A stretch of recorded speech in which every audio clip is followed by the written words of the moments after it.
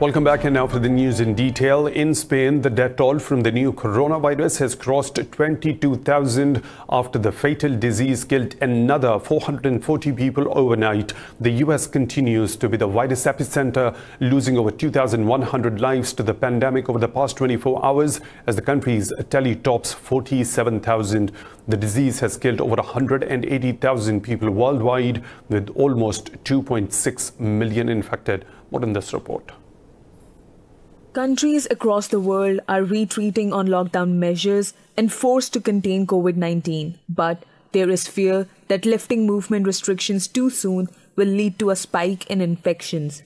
In a dramatic shift of stance, the biggest decrier of lockdowns, US President Donald Trump criticized Georgia's decision to lift restrictions. Meanwhile, UN Chief Antonio Guterres has warned against the use of COVID-19 restrictions to peddle repressive authoritarian agendas. Against the background of rising ethno-nationalism, populism, authoritarianism, and the pushback against human rights in some countries, the crisis can provide a pretext to adopt repressive measures for purposes unrelated to the pandemic.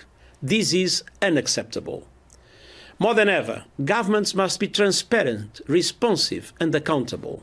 Although China has reported no new COVID-19 deaths for 8 days in a row, the rising number of asymptomatic cases in the country remains a threat. In the UK, Foreign Minister Dominic Raab has warned that the second wave of coronavirus cases will pose an even greater risk. The government says full restrictions will remain in place for at least another 3 weeks and levels of social distancing for much longer.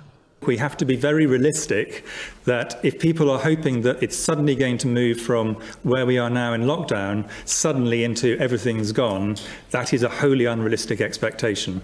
We're going to have to do a lot of things for really quite a long period of time. Turkmenistan, one of the few nations in the world that has reported no cases of the coronavirus, has insisted its official data is true and it is not hiding anything. China has once again rejected US allegations that Beijing covered up the novel coronavirus outbreak. Speaking in London, Chinese envoy Lu Xiaoming said the US must stop bullying the people of China. He said China notified the world about the outbreak without delay and built a strong line of defense for the global public health. Lu said politicizing the virus will only undermine international cooperation against the pandemic. US President Donald Trump has repeatedly criticized China over its handling of the coronavirus outbreak. China also announced an additional $30 million grant for the WHO days after the US froze funding for the global health body. The grant will be in addition to the $20 million provided by China earlier to the WHO.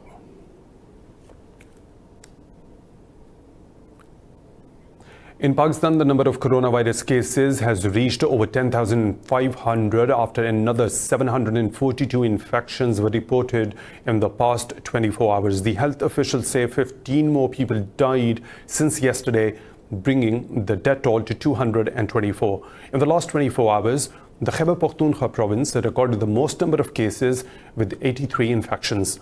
Officials say 2,337 patients have recovered from the disease so far.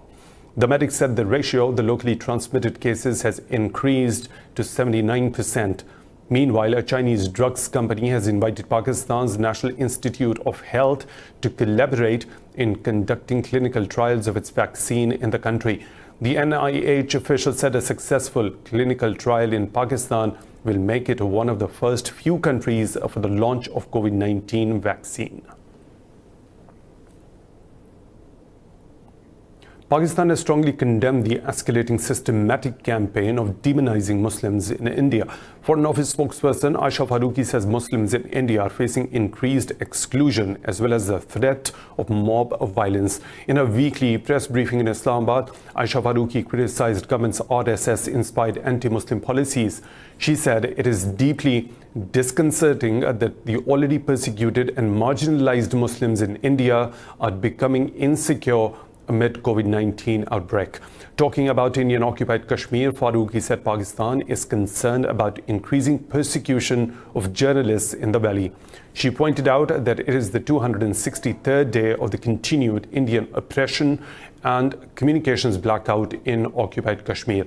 Farooqi also said a video conference of SAARC member states proposed by Pakistan is being held to discuss the COVID-19 pandemic.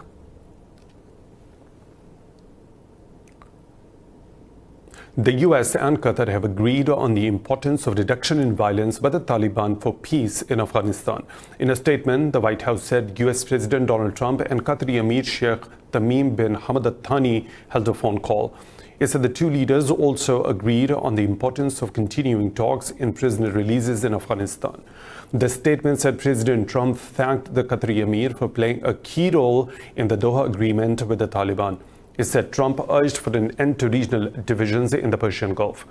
Trump encouraged Al Thani to take steps towards resolving the Gulf rift in order to work together to defeat COVID-19.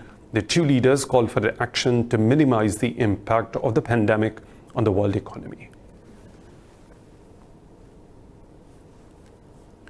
Iran's military commander Hossein Salami says Tehran will destroy US warships if its security is threatened in the Persian Gulf. In an interview, Salami said he has ordered the naval forces to destroy any American force that commits aggression against Iran's ships. The Revolutionary Guards chief said the security of the Persian Gulf is part of Iran's strategic priorities. Salami's remarks come after the US accused Iran of harassing its navy in the Gulf and threatened to target and destroy Iranian ships.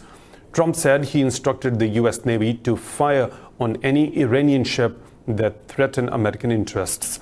Tensions between both the sides are high as Iran's 11 vessels came dangerously close to the US ships in the Gulf this week. Tehran considers US naval activity in the Gulf highly provocative and terms the patrol as adventurism. US Secretary of State Mike Pompeo says Iran must be held accountable for launching the country's first military satellite into orbit. In a press conference, he said Iran's military, designated as a terrorist organization by the US, is behind the launch. Pompeo said every nation has an obligation to go to the UN and evaluate if this launch was consistent with the UNSC resolutions. He said Washington has offered Tehran humanitarian assistance, but that offer was rejected. Pompeo said the US also assisted other countries with delivering humanitarian aid to the Iranian people. Libya has accused Russian private military contractor Wagner of carrying out a chemical attack in the country. Interior Minister Fatih Bashaga said the Wagner mercenaries used a nerve agent against the government forces in Tripoli. Bashaga said the government of National Accord is cooperating with the US, the UK and Turkey to ensure stability in Libya. He said the government is trying to push its enemies out of artillery range of Tripoli after making advances in western battlefronts.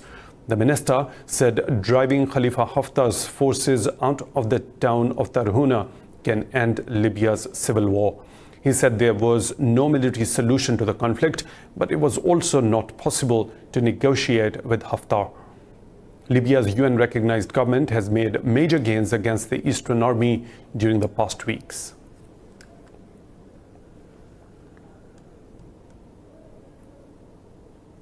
The guarantor states of Astana process have reaffirmed their commitment to Syria's territorial integrity and political unity.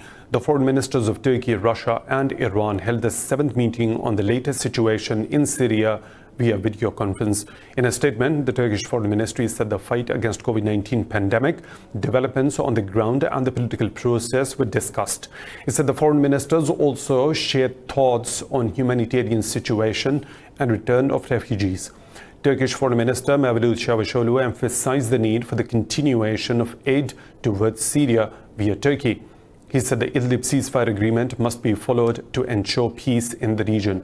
The Iranian Foreign Ministry said the meeting stressed to find a political solution to the crisis in Syria and fighting terrorism. In Iraq, hundreds of civil servants staged a protest in the Kurdish city of Sulaymaniyah, demanding overdue wages. The protesters took to the streets after coronavirus-related movement restrictions were lifted. A protesting teacher said they have gathered there paying no heed to the virus but are afraid of starving to death. Last week, authorities eased lockdown measures in Iraq's semi-autonomous Kurdistan region, allowing essential businesses to open. However, large public gatherings are still not allowed. The Kurdistan region in northern Iraq has recorded over 300 COVID-19 cases, with 4 deaths and nearly 300 recoveries.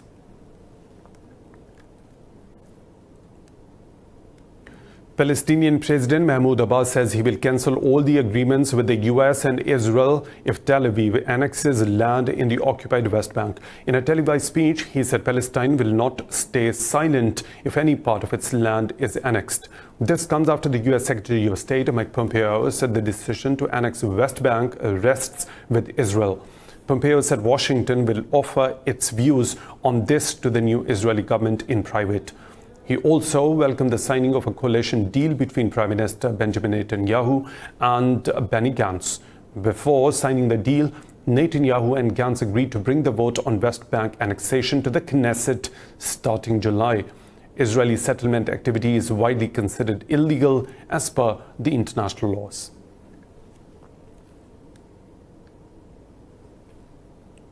Another session of the contact group on Ukrainian settlement for improvements on the Donbas region has failed. Speaking after the meeting, Russia's envoy Boris Gryzlov said the contact group held a video conference producing no result. Gryzlov said no agreements between Kiev and Donbas were achieved due to Ukraine's non-constructive attitude. He said the situation has been particularly difficult in the contact group's political and security subgroups. The Russian envoy said along the contact line separating Kiev and Donbas ceasefire violations are registered on a daily basis. He said Kiev is undermining a real opportunity to improve the situation in the region. Earlier in the interview, Ukraine President Volodymyr Zelensky said he will resolve the Donbas conflict before his presidential term expires. The WHO has warned world leaders that the coronavirus will be around for a long time. Speaking in Geneva, the WHO chief stressed the need to be cautious as most countries are still in the early stages of their epidemics. More in this report. As the coronavirus cases continue to surge in parts of the World Health Organization has warned the outbreak is here to stay. WHO Chief Tedros Ghebreyesus insisted that the outbreak was declared a global emergency at the right time. He said all nations should exercise extreme caution while reopening their borders when the pandemic begins to subside. Ghebreyesus said, although some countries see a decline in COVID-19 infections, the concern of resurgence still exists. Most countries are still in the early stages of their epidemics, and some that were affected early in the pandemic are now starting to see a resurgence in cases. Make no mistake, we have a long way to go. This virus will be with us for a long time. The WHO chief said he hopes the US will reconsider its suspension of funding, but Ghebreyesus said his main focus was on ending the pandemic and saving lives. He said the financial support for the WHO and its efforts worldwide is important for the own safety of the US. For US to remain safe, the investment in other countries is very important. It's not just important for other countries, it is important for other countries that US supports, but at the same time, it's important for the US itself. So I hope the freezing of the funding will be reconsidered. The global health body says it will keep investigating the animal origin of the coronavirus in cooperation with its partners. The body said it is important to understand where the virus came from to know how to prevent it in the future. Germany says it is still at the beginning of the coronavirus pandemic and will have to live with it for a long time. Addressing the lower house of the parliament, Chancellor Angela Merkel said Germany has won time and it is being used well to bolster the healthcare system. Calling the World Health Organization an indispensable partner, Merkel said Germany will continue to support the body's mandate. She said a vaccine for coronavirus must be affordable and available to everyone around the globe. Talking about the EU, Merkel said all the efforts at national level can only be successful if Europe acts together. She said Germany will be ready to pay much more into the European Union budget for an economic program aimed at supporting an upswing in the next 2 years.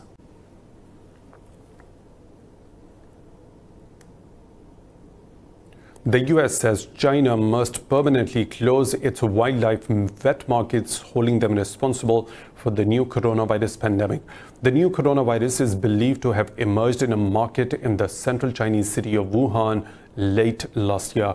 In a statement, US Secretary of State Mike Pompeo said there is a strong link between illegal wildlife and zoonotic diseases. America's allies, including France, have been echoing the Trump administration's sentiments. Australia has also called for the G20 countries to take action on wildlife wet markets, calling them a biosecurity and human health risk.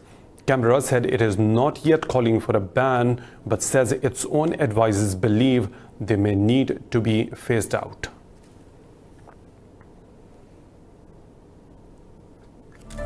More stories to follow right after a short break. Stay tuned.